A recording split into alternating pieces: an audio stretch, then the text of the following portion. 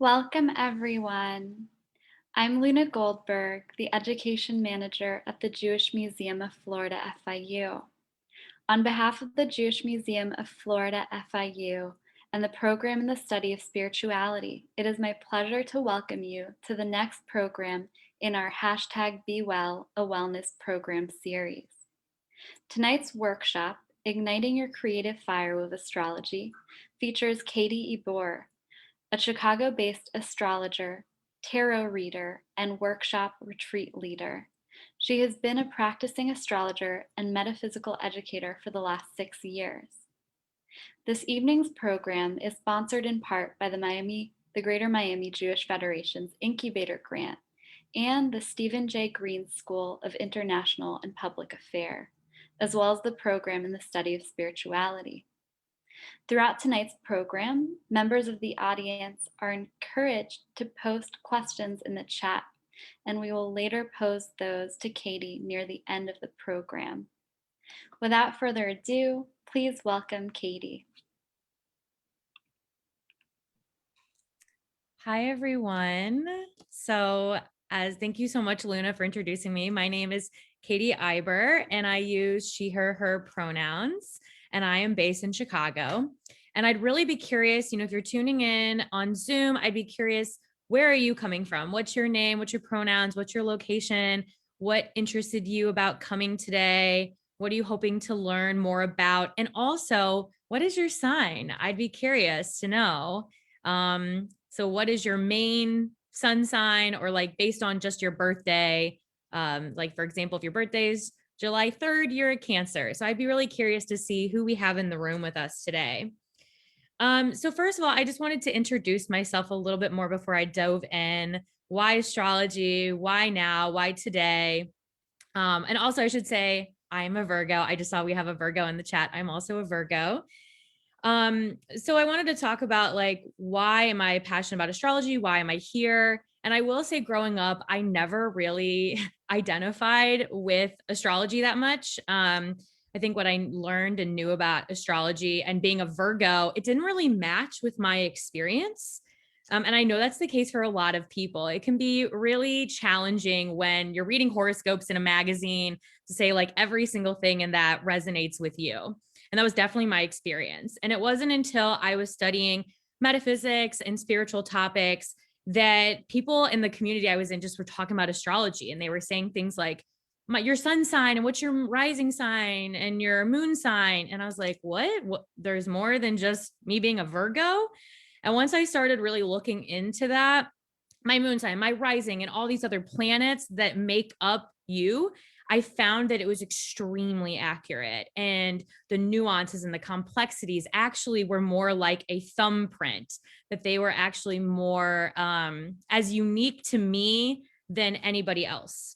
So that was a really amazing experience. And the more I got into it, the more it just felt like it was extremely true. And then, working with other people with astrology and kind of exploring more of the nuances beyond the sun sign, it just seemed super accurate. And then even doing astrology readings for people that I've never met before and being able to really pinpoint exactly how they are, what their interests are, and what their purpose and their direction in life is. To be able to know that with only knowing someone's time of birth and their location, I think is a really amazing tool. So I think that's really why I got passionate about it, was first of all, the accuracy and understanding myself. But then I'm also an evolutionary astrologer. So all astrologers look at your chart and say, this is how you are, like your personality. This is like maybe your interests or things about you. But I look at, why is this your chart? Why do you have this energy? Because I believe that we are here to learn, to evolve, to grow. And your astrology chart and astrology just generally is an amazing tool for evolution and growth and creative potential. Because really, we are creative beings, whether we are necessarily like artists or, sometimes I think when I was younger, I thought creative just meant I'm not great at painting, I'm not creative. But creativity is just way more than that, and that we are all naturally creative beings. And also, I'm really curious. If you have any questions, just please put them in the chat. The chat is kind of moving, so I probably have to get to questions to the end, but just if you have them, write them as they come up. So I want to give a couple disclaimers also as we jump into this material. First of all, astrology is a wide topic. It is extremely complex. And when you first are looking into it, it can be extremely confusing. There can just be so many facets and also many contradictory things when you're looking at pieces in your chart. And so it is a very nuanced sort of art, and it does take a lot of time, and there's a lot of details to it. So if you're feeling overwhelmed or like this is a lot, just know that you're not alone in that feeling. And that is a feeling that everyone has when they first start looking into astrology beyond their main sign. And also, I want to note that we're talking about creative potential today. And I do want to say that sometimes in this day and age, when there's so many horrible things going on, not only just the pandemic, but just we're seeing lots of instances of violence and systemic issues. And I just want to acknowledge that sometimes it can feel a little, what is the word I'm looking for? Like not always aligned to like, I can't even think about the future. There's just so many things overwhelming in the moment. And I want to say that that is a really real feeling, and that I'm not trying to breeze past and say, okay, let's move on from the pain. Like we're just going to create from here. But I will say the astrological energies right now are really ripe for creativity. And on top of that, even if we feel like we haven't really been in touch with our creative energy, we have been this whole time during the pandemic. Just even being creative in how we navigate our spaces and change our schedules and our days. Even the ways we've had to be creative in maintaining relationships and communities, even just showing up and finding information in this way, that is a creative process. So I ask us to get a little creative in how we even think about creative potential, because I am going to bet that all of you are extremely creative, resilient, and growth oriented people. And so I want to highlight that for you, instead of saying that like you need this tool and you can't be creative without it, because I know that you all are extremely creative, and this just can be another tool to access that. So with that, let's jump into the presentation. Let me screen share this PowerPoint. All right, screen share. Okay. Here we go. So first of all, just the agenda, I like to just kind of take us through like, where are we going in this agenda? Sometimes I will admit I can be a little ambitious with what I want to cover. So I'm really trying to be mindful of that today, but just letting you know. So first, we're going to kind of go over some astrology basics, some fire sign, because today we are really talking about the fire sign. And then we're going to apply some of what we learn into a guided visualization meditation that's really going to open us up to these astrological energies and tapping into them to really enhance our creativity and see what is the next direction we want to go for our creativity. And then I'm really hoping and excited about having a little breakout room time for you to share this creative vision, or this just maybe not even a vision. Vision can be a really overwhelming word, but just even an inkling of where am I going from here? What is my next step? Because when we share that in community, that amplifies the energy and makes things much more viable and willing to happen. Because a big part of the creative process is putting it out into the space and seeing what you can receive, whether it's someone saying, hey, I actually know a really great opportunity for that, or someone else having a shared vision and you can work together to build that together. And then coming out for a large group share. Hopefully we have some time for some Q&A and then a closing. Okay. Parts of the slide didn't load. Okay, let's see, reload. Show anyway. Oh no. Okay, so I tried to have images. Hopefully the images worked. This page, it looked like it did not work. So I apologize for that. But I wanted to say that there's more to astrology than the sun sign. I kind of already alluded to this. And I actually did have a picture of the solar system on here, because really everything, all the planets in the solar system have some sort of astrological significance. So not only do you have the sun sign, which is like, my birthday's September 18th. So I'm a Virgo. But I also have a moon sign, and I have a rising sign, and I have a Mercury, Venus, Mars, Jupiter, Saturn. I have all of that energy. And I will say we cannot go into all of that in just this short amount of time together. But that is a really rich component to astrology. And I just wanted to put that out there, that there is more than just the sun sign, because many times people don't realize that there are actually multiple planets that are in different signs to astrology. And it's all from the earth perspective.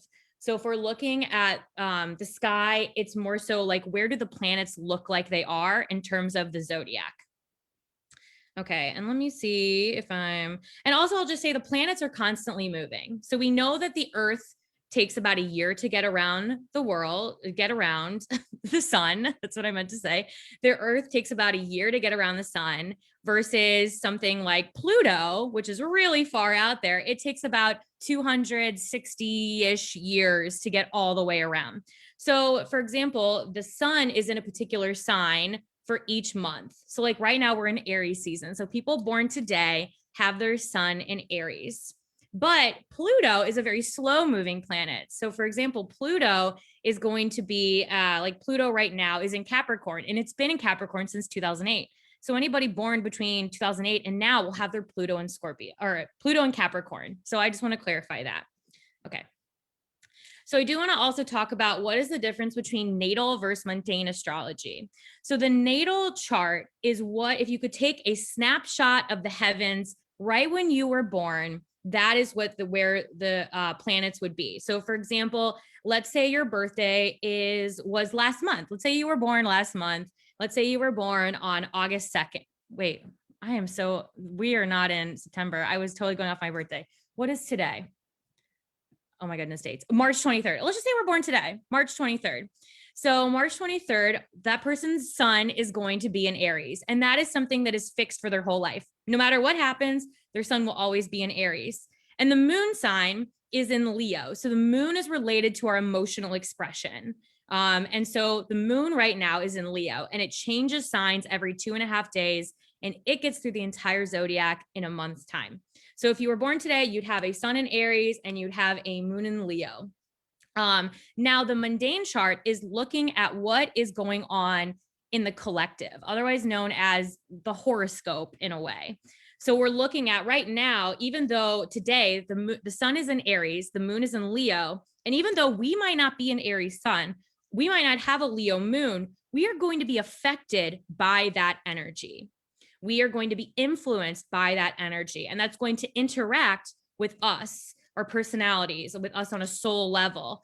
But the birth chart, where the planets were when you were born, that will never change. And that will be your chart, and the energies you're predominantly working with for your whole life. Now, everyone will be working today with an Aries sun and a Leo moon. And every one of us will respond to that energy differently because it interacts with the planets we have. So like, for example, an Aries sun that we have today is going to affect me as a Virgo sun. I'm somebody who's a Virgo, and Aries is going to be influencing me differently than somebody who has an Aries sun.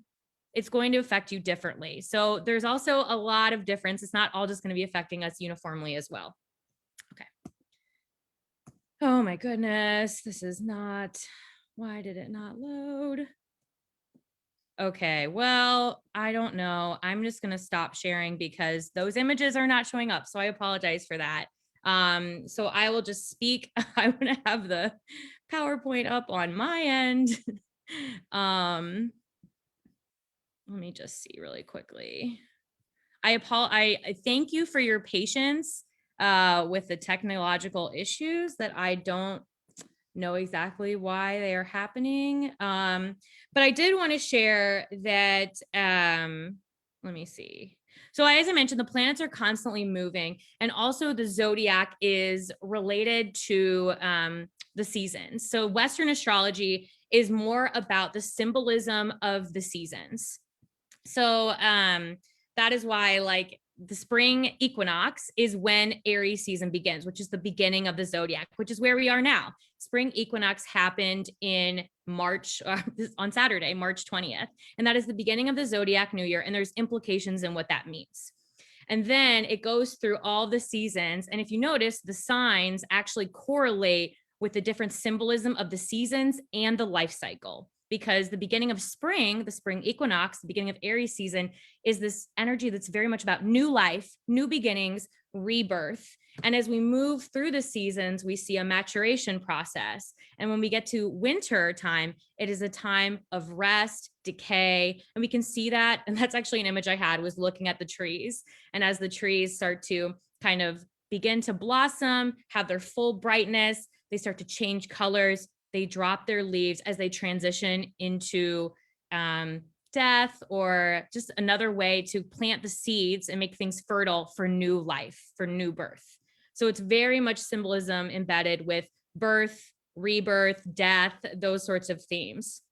So we just came out of winter, which winter is very much about this idea of like kind of death, rest. And death sometimes can be like, it's not always literal. Death just means change. It just means there's some parts of us, there might be some patterns, some things that need to be laid to rest. And how we know to do that is by taking time to be still, to go within. And now with spring here, we are really activated with new life. We see bursts of green coming through and the excitement of that. So that is also kind of a hint of where we're going, because the beginning of spring is Aries season.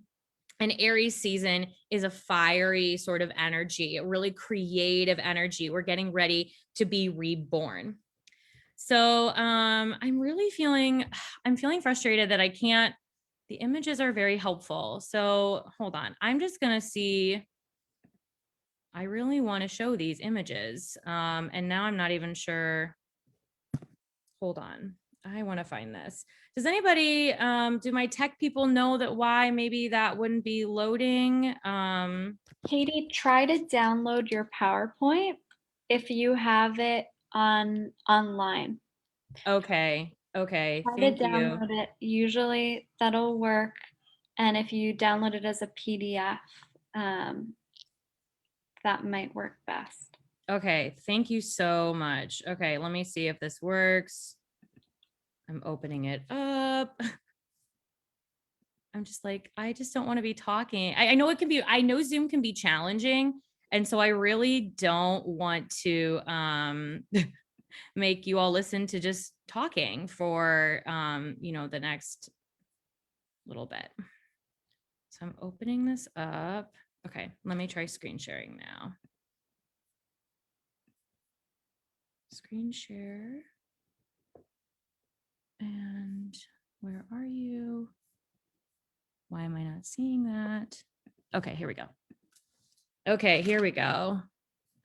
Okay, there was an image. Okay, here we go. The life cycle. And then, okay, so here's the Zodiac Wheel. I wanted to talk about that. Aries is the beginning of the Zodiac Wheel, as you can see right here. And you all can see, I'm guessing you can see my mouse. So this is the beginning of the cycle, and it goes very cyclically. We go down, we start with Aries, we move into Taurus season, Gemini, Cancer, Leo, Virgo, Libra, Scorpio, Sagittarius, Capricorn, Aquarius, and we end with Pisces. So also I wanted to talk about what are the symbolism of the four elements. So in astrology, there are four elements that every sign will fit into one of. So we have, and there will be three of each. And they all have, it's not necessarily literal, like, oh, if you're an Aries, you like fire. It's more about the quality of the element that can really drive someone's personality and the way they activate. But when we're looking at what's going on currently in the world, bringing forth and connecting with these elemental energies, or the symbolism or the quality of this energy, can be extremely helpful in recognizing our full potential. So the four elements in astrology, we have fire. So the fire signs are Aries, Leo, Sagittarius, Earth, Taurus, Virgo, Capricorn, water, Cancer, Scorpio, and Pisces. And then the air signs, Gemini, Libra, and Aquarius. So I'd be curious if you would write in the chat, what element is your main sun sign? Because that can be a really great indicator of looking at what is your dominant sort of element type. I mean, that's kind of really vague in saying that because you have to look up the whole chart. But when you hear fire, what kind of quality, if someone is like saying they have a fiery personality, what kind of comes to mind? If you write in the chat, I'd be curious to see what is fire? What is it? What kind of person is someone who's very fiery? Passionate. Yes. So people very passionate, very activating, very courageous, tough, independent, people that are just willing to take risks, willing to put themselves out there, creative. Yes. So this is really much what fire, when we're tapping into this, where can we keep these qualities in mind? It can be also an energy though that very much like acts from impulse, that necessarily isn't like thinking through everything. It is more so like moving things forward from like an internal space. Because even when we think about spring, this new life that bursts forth, it almost seems like it comes from nowhere. We know it's not necessarily coming from nowhere, but it kind of, the little green bursts forth. And so you can kind of think about that symbolism. And then just really quickly, like air is going to be more intellectual thinking, earth is going to be someone who's more grounded, down to earth, and water is going to be more in tune with emotions, intuitive, that sort of thing. And I also wanted to make the connection that Aries season is also really connected to the Jewish month of Nisan. And in the month of Nisan, we have Passover, which is the story, if you all are familiar with the story of how Moses freed the people of Egypt and took them through the sea to the promised land. And so this is what that image is kind of signifying. And this was something from At the Well, is a Jewish organization that does a lot with sort of like moon cycles, and they're a really amazing organization. And they have a moon guide about the month of Nisan. And they say the Hebrew name for Egypt is Mitzrayim, literal translation, straits or narrow places. So this is talking about that we're leaving during this time, we are leaving the narrow places. We are leaving the space of constriction, of things that no longer work for us, that we kind of are recognizing in the wintertime. And we are bursting forth. We are bursting forth into the promised land. We are bursting forth into our potential, and kind of things feeling much more open all of a sudden. And it can feel like this very sort of fiery expanse and bigness. So the fire signs of the moment, what are we working with? So I mentioned we have the sun in Aries, and we have the moon in Leo. So the sun for us is really kind of our dominant ego focus. Where is our main attention? And on Aries, Aries is a fire sign, and it's also the symbolism of the ram, the warrior. It's very much about conflict and learning through conflict, learning, but not conflict of like, I'm just going to start a war for no reason. It's going to be because we learn through conflict, we learn through challenge. When we see something that we're like, I don't know if I can do that. I don't know if you've had experiences like that, where it's something like, I don't know if I can do that. That's really scary. And then we overcome something and just push through. We're not thinking about it too much, and we just jump in and we're able to overcome. And sometimes we do get burned. Sometimes that doesn't always work, but we have to show up and we have to take risks and we have to sort of jump in and be courageous. It's really about courage to step into something new in our expression. Aries is also related to how can we tap into what do I need? What is something that's going to be fulfilling to me? Now, Leo, on the other hand, it's another fire sign. So these are two of the three fire signs. Leo, the lion, the performer. Leo, and not everyone who's a Leo is like a performer getting up on stage, but Leo is very much about vulnerability. It's almost about the performer is really just someone who wants to be seen as a generous spirit and being witnessed by another, by being seen and validated by someone else for their creative spirit. So Leo is all about vulnerability. This energy is very much about, where can I validate my own creative potential, even if it feels scary to do so? Because sometimes Leo can also get caught up in, I need to have applause from others. I need to be validated from others. So where can we learn to validate ourselves while we're taking risk, which is super tricky. It's super hard, but that is part of the learning, which I believe all of these astrology signs, they have learning for us. So Aries, it's learning about being courageous, putting ourselves out there. Leo, it's learning about being vulnerable in our creativity. And when we can lean in and be vulnerable, we are radiant. So it's all about embracing radiance as well.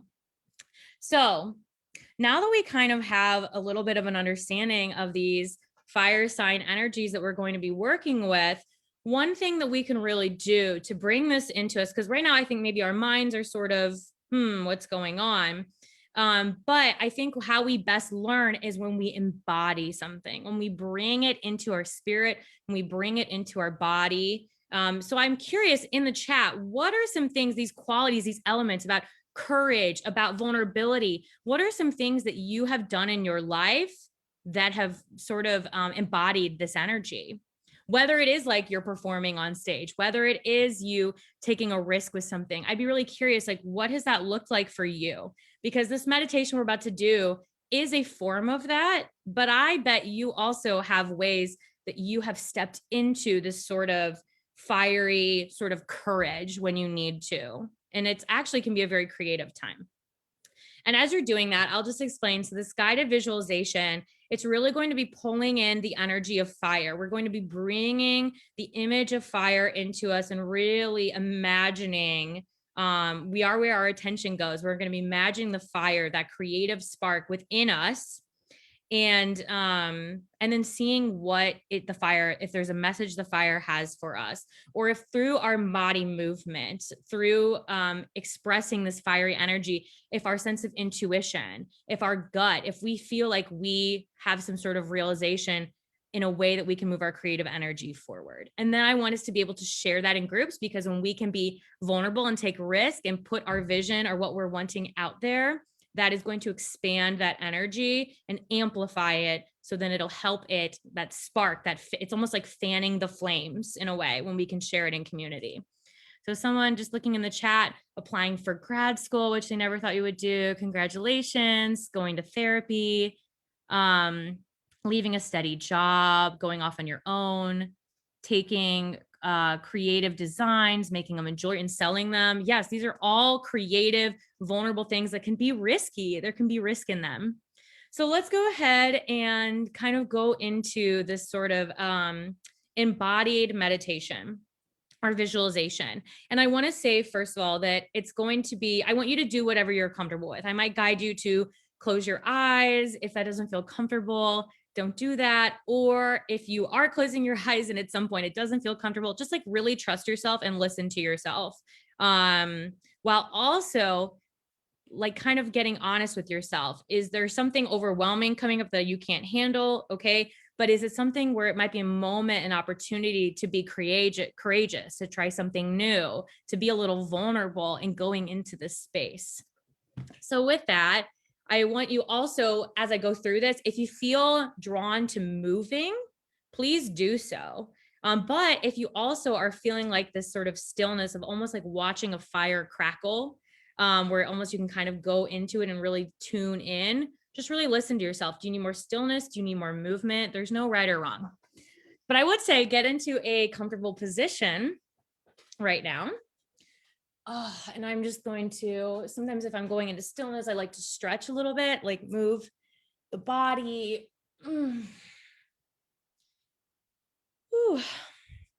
Okay. And when you feel comfortable, maybe have if you get into a comfortable position, or if you want to sit with your spine straight, I like to sometimes sit with my spine straight, chin parallel to the floor, eyes closed, hands on the top of your legs or at your sides, facing up or facing down. But maybe if we're trying to open ourselves to receiving, we open our hands up. And if you want to turn your camera off, if you have it on, feel free, whatever's going to make you most comfortable. But if you want to take risks and it feels more vulnerable to do that, and that feels like a risk you want to take, I invite you to do that as well. So if we're coming into our space and we're closing our eyes, let's go ahead and take a deep breath in through the nose. And then audible exhale out. Deep belly breath in. Tongue sticking out, exhale. One more time, deep belly breath in. I want you to hold and tense, feel the tension in your body, feel the vibration, feel energy moving toward you and through you, and exhale. Are you feeling yourself coming into stillness? For me, I'm feeling like I need to shake a little bit. I'm feeling heat already in my body. It's okay if you're not. There's no right or wrong with this experience. Just be present to what's coming up. And just breathe in and out of your nose. Breathe deeply in and out of the nose. And I want you to bring your mental attention to your stomach area, to the point just above your belly button. And this is the solar plexus area, located at the pit of your stomach.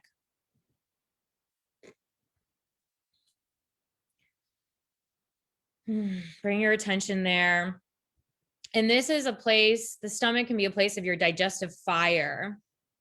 And I want you to see energy moving in this place, swirling in the point above your belly button. And I want you to see a bright yellow color. Imagine a swirling yellow, activating your digestive fire, activating your internal fire. And just see that energy swirling, warming you up. This is the center of personal power, of willpower, of moving things forward. And just see that starting to activate as you move your attention now to the center of your chest, your heart center. And I want you to see in the center of your chest, it's dark right now in the center of your chest. There's no light. And imagine this being the symbolism of winter. We're in a place of rest. It's not a scary darkness. It's a restful, restorative process. But I think we're ready to invite in some new light. And I invite you now to imagine a little flame in the center of your chest. And just bring all of your attention here and see this little flame almost seemingly coming out of nowhere. And now imagine with your attention, this flame growing bigger in size, growing larger in your chest. And now it's almost turned into a small little fire, like a little crackling campfire in the center of your chest. See the flames dancing, moving, wild. They're moving on impulse. There's no thought to this. It's moving, it's activating. And see this fire expanding with every breath, filling your chest, your shoulders, down your hands, and maybe even notice what are sensations you're noticing in your hands right now? Are you noticing any energy, any heat in your hands or in your body? And see this fire moving down your torso to your hips, to your thighs, your knees, your shins, to your feet, to the tips of your toes. And everything from your neck down should be covered in flames. And these flames are protective, they are inspiring, they are courageous, they are activating, they are passionate. These flames will not hurt you. They are expanding your potential. And now imagine this flame moving up your neck, filling your head all the way to your crown until you are filled with a dancing fire from the tips of your toes to the crown of your head, and just be present with these sensations. I'll say for me, it can feel a little overwhelming. I'm feeling a lot of heat moving in my body. And just bring your attention to what are you noticing? Does it feel activating? Does it feel comforting? What are you noticing? Does it feel uncomfortable? And we breathe into this fire, and now we notice being filled with this fire. Do we notice our body wanting to move in any sort of way? Do we notice, and we can still have our eyes closed for this if your eyes are closed, but do you notice that there's any sort of movement that your body is wanting to introduce? I'm noticing my hands wanting to almost like a flame bursting from my hands. I'm just noticing the spark of energy. Because this is what this is. It's a spark. It's a creative flame.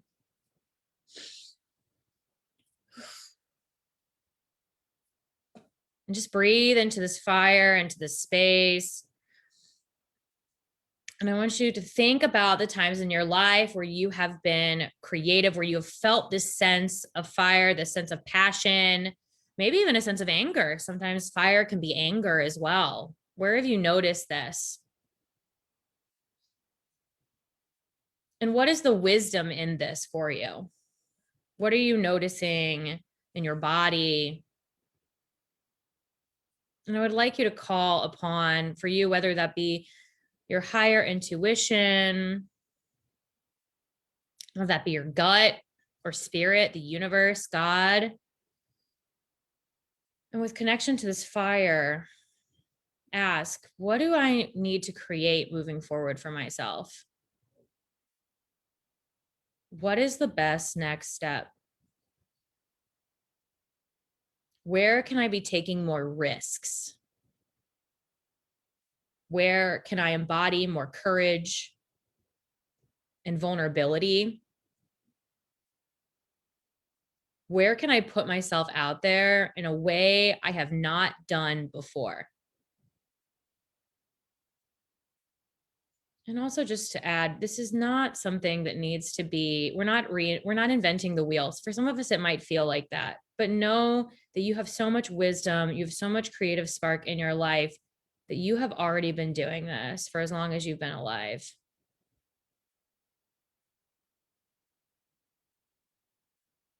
And I want you to breathe into this and just see and go into the stillness, into the silence, and see if anything comes to you, a vision, an image, a word, or even some insight or advice based on some of these themes or these questions. And see what you can hear. We'll go into the stillness for just a few moments.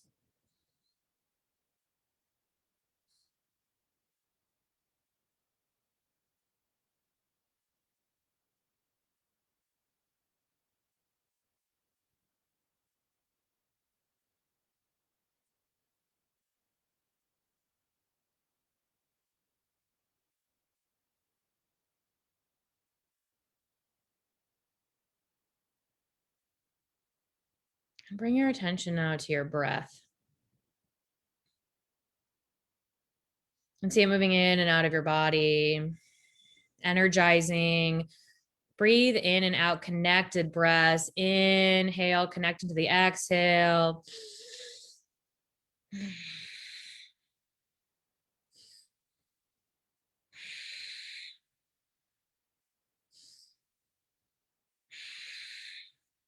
Connected breaths, but feel it picking up in speed.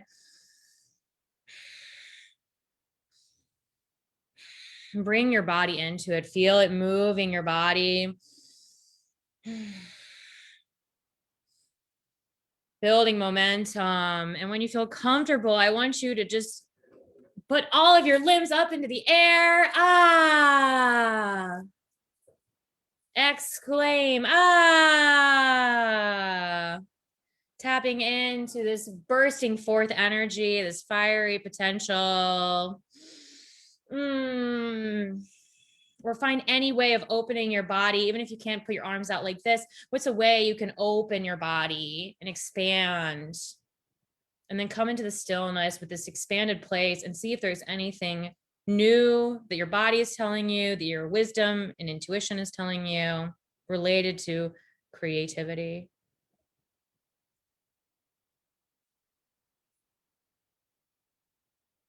Now, coming back into a comfortable position. Take some breaths in through and out through the nose. Feel yourself coming into the space. And when you feel fully centered, take a deep breath in through your nose. And as you do so, open your eyes if they are been closed. Ooh. Ooh. Hot. Okay. So I'm feeling really active. I'm feeling really a lot of energy moving through me. So if you want to take a minute to just write, if you don't want to write, that's fine. But we are going to put you into breakout rooms to share what came up for you. Like maybe it was, what is the next step you want to create? Maybe nothing came up for you during this practice, but I'd be curious, like, what do you want to create next? Or where do you want to be putting your energy that is something new, that is something that's maybe out of the box, something that feels a little scary, a little courageous, a little vulnerable, even if it's something small, even if it's just something in a relationship, or if it's something in your day-to-day life, or if it's something, a big project. And I encourage you to share that with the people in your breakout room, because I mentioned it'll amplify that energy and really also increase and maybe give you insight and more inspiration to create something new that will serve you.